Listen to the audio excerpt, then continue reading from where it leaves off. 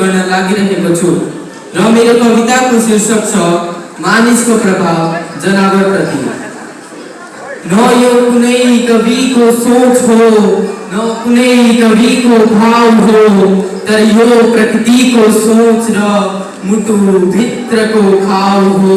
तर यो प्रकृतिको सोच र मुटु भित्रको खाउ हो। जनावरहरू सबै आफ्नो दुःखको जीवन रोज्दै होलान्। बर्बाद भएको जङ्गलभित्र आफ्नो घर खोज्दै होलान्।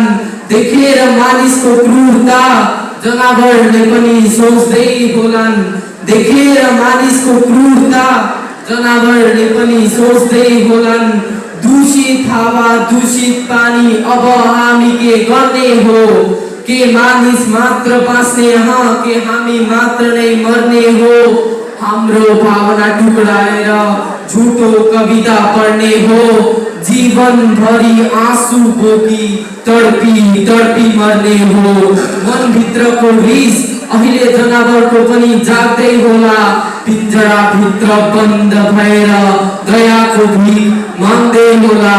जनावर मारी खाएको देख्दा ईश्वरलाई के लाग्दै होला। घाँस खाने गाई अहिले फोहोर मैला चाख्दै होला। बनायो हाम्रो धरती अहिले हामीले आफै नर्क नै। बनायो हाम्रो धरती अहिले हामीले आफै नर्क नै। दूषित हावाले सास फेर्दा बन्द भएछ धड्कनै।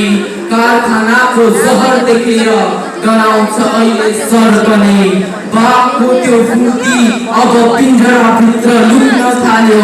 हरियो हाम्रो धरती बिस्तारी बिस्तारी सुक्न थाल्यो।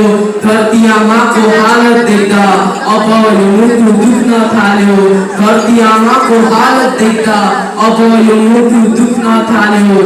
मनभित्रको मानवता अब हामी सबैले जगाउनु पर्छ।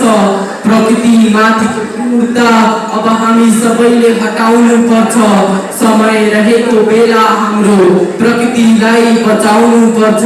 समय रहेको बेला हाम्रो प्रकृतिलाई बचाउनु पर्छ। प्रकृतिलाई बचाउनु पर्छ। धन्यवाद।